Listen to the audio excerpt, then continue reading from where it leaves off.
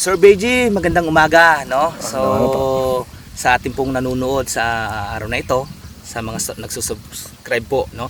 So, kung makikita niyo po, meron po tayong binunot na bulb ng sibuyas. Ito po yung Super Pinoy, no?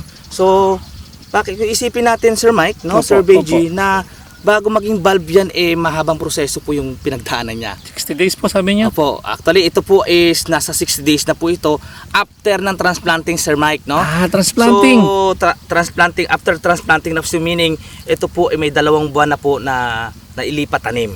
Pero ito bago po siya nice na, bago po kung isipin, marami nagtatanong sa atin, paano ba yung ano ng sibuyas, no?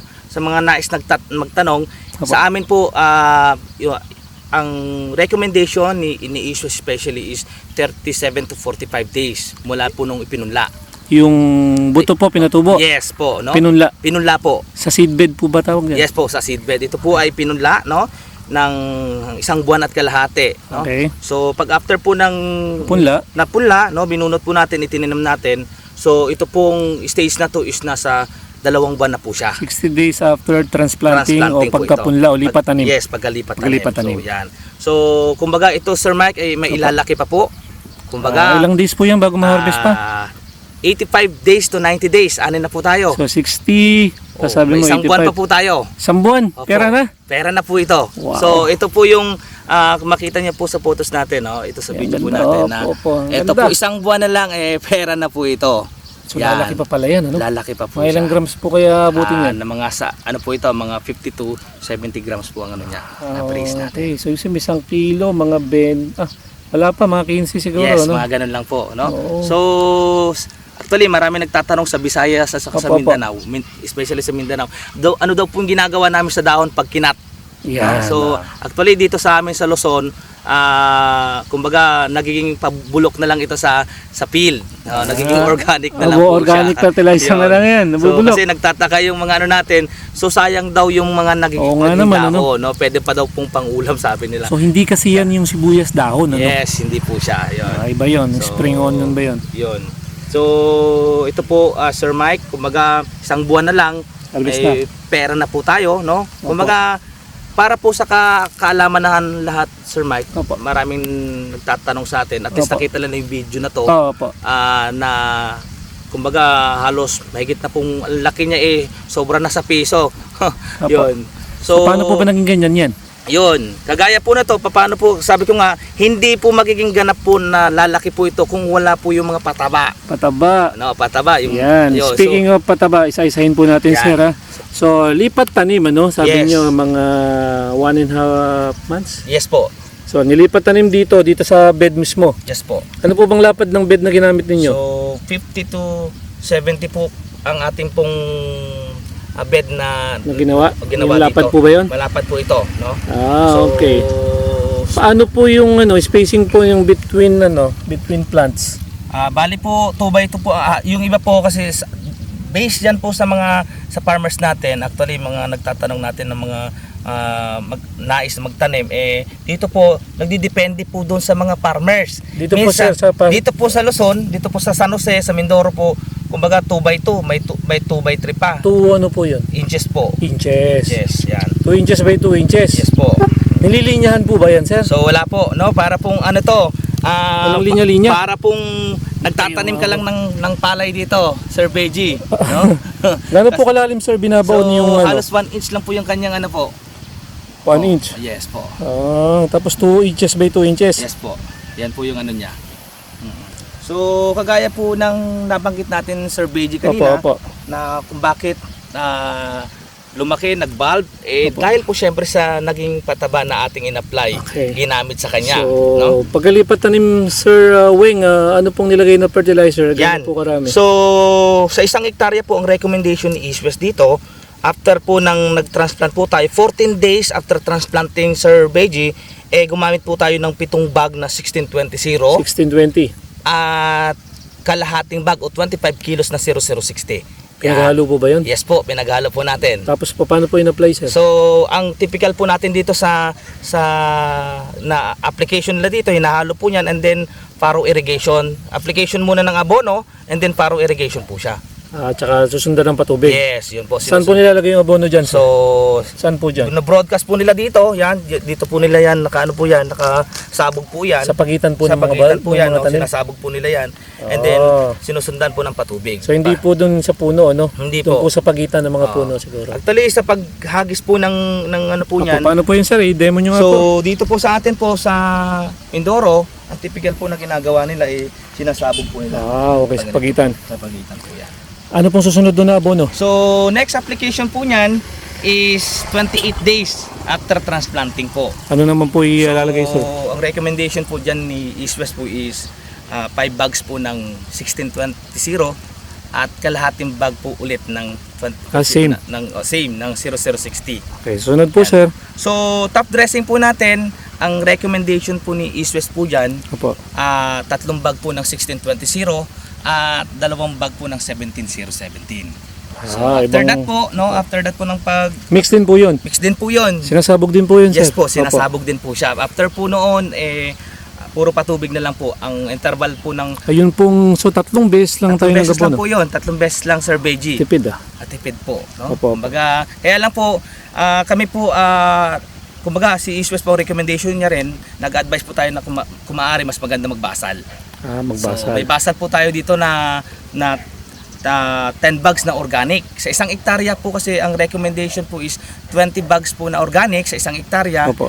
At saka 6 bags po ng triple 14 at saka 2 bag po ng 4600. Okay. Yun lang po. So bali 4 kasama yung basal. Yes po, kasama po yun. Okay. Nag-spray din po ba kayo dito sir ng mga chemicals like fungicide Yes sir. or insecticide? Actually, kami po dito po sa ang typical po, ayon po dun sa mga farmers natin, regular po nilang after po na makapagpatubig po sila, nag-i-spray sila ng fungicide to control po yung fungicide. mga fungus. Fungus. Mga Like ano po bang sakit like usually dyan? anthracnose, yan, no? Anthracnose. So kasama po dyan, no?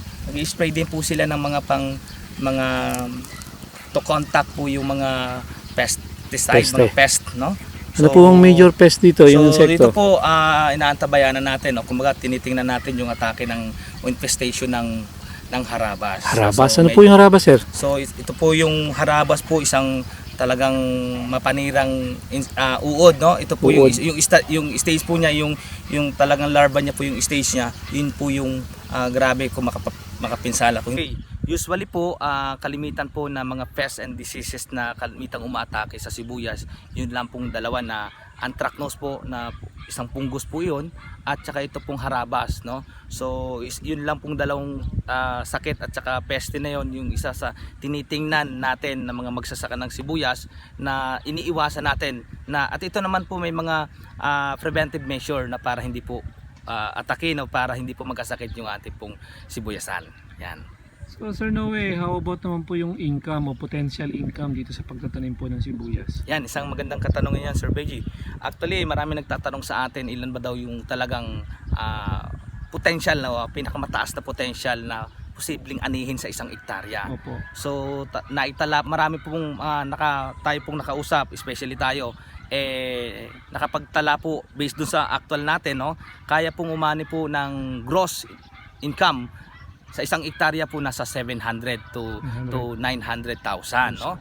Na ang gastos natin, kagaya ng nabanggit ko po, is nasa 150,000, no? Kung umani po tayo ng let's say 700,000, no, less 150, meron po tayong 550, no? Pero kalimitan po na talagang average po na inaani sa 1 hektarya, nagre-range po yan ng mga kalahating milyon, no? 500,000. Oh, yes, 500,000. Less 150, that's Less 150, 350,000. So, Malaki nandiyan na pa po. rin, ano? Malaki sir. Actually, malaki na po yun, yung kalahating milyon. The more na tumama po sa punla, maganda po yung management, lahat. Opo. So, possible po ma-meet po yung ani na yon, ma-meet po yung kita na yon. Yan. Okay, so may pera sa sibuyas. May pera po, malaki po yung pera. Actually, marami pong nag-i-invest, marami pong kumbaga, kung isipin niyo po, especially ang Mindoro, no, lumalaki siya hanggang ngayon, umaabot na ng so magandang negosyo. yes, malaki po 'yan. So, marami na po kayong pera sir. Meron na po tayong pera, no? Kahit kahit pa paano, may pera na, lumalaki. Kumbaga kahit pa paano, nagdadagdag tayo ng konting kabuhayan natin para po, especially especially sa sibuyas, nagdadagdag tayo ng mga tanim. Pwede mamaya, pa-burger kayo. Pwede sir, no? Pwede po kayo. So, sa ating po mga tagapanood, no? So, kung nais po ninyong kung maranasan kung masubukan, no? Opo. Kumita, malaman talaga na kung may kita sa sibuyas, subukan niyo pong magtanim, no? Sa parte po ng Negros, parte po ng Mindanao na talagang nagbabalak sila pero may capital pero kulang po ang kaalaman, pwede po nyo kaming kontakin, pwede po kami magbigay ng informasyon na direkta sa inyo.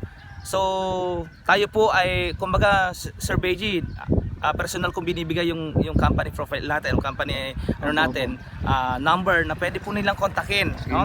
So may globe po ako na ginagamit sa atin na pwede po nilang kontakin ako, no? Na sa number na 0917 860 1834. Yun po yung ulitin ko po, no? Yung pwede po nila akong kontakin na especially sa mga nagnanais parte po ng Mindoro, Visayas and then Mindanao dyan, no? Meron po tayong globe number na ito po na 0917 860 1834 po, no? And then Sir Beji, meron din tayong baka kasi nahihiyang mag-text, no? Pwede po nila tayong i-add sa Facebook, no? Meron po akong sa Facebook natin, ang aking pong account name is Noe Niebres Parocha po. Noe Niebres Parocha. Yan. So pwede po I-accept nilang mo, sir? Yes, i-accept ko po. Pwede po ako magbigay ng mga video na para through messenger, so para may at least para mapag-aralan nila, makita nila na kung paano yung pamamaraan tamang pag-aalaga ng sibuyas. Yan. Nag-assist po ba kayo, sir, sa field kung meron po mag-request? Yes, actually sir, open tayo dyan, no? Marami pong mga nagtatanong sa atin personal and then sa true phone nagtatanong sila sa atin na sir, ano pa yung mga pwede makatulong, pwede ba kayong makahingi ng ano. So tayo po is bukas palad po na magbigay ng impormasyon o magbigay at pagturo sa kanila para po doon sa mga nais at talagang gustong subukan ang pagtatanim ng sibuyas. May bayad po ba, sir? Wala pong bayad po yun, no? So yun po yung ating pong trabaho bilang isang marketing po ng East West po, magbahagi po ng mga kaalaman na nararapat at nakakatulong sa kanila. Okay. Napakaganda po ng ating video ngayon. Napakagaling ng ating resource person. Talagang nagsishare siya, napakabuti nyo. Sir Wing o Sir Noe, maraming salamat po sa inyong oras, sa inyong kaalaman. Yes sir. So salamat din po sa mga nanonood, no? Hopefully masubukan niyo po, no? Makapag-engage po kayo. So malakas po yung loob ko na ibahagi, magbigay ng kaalaman para po sa inyo.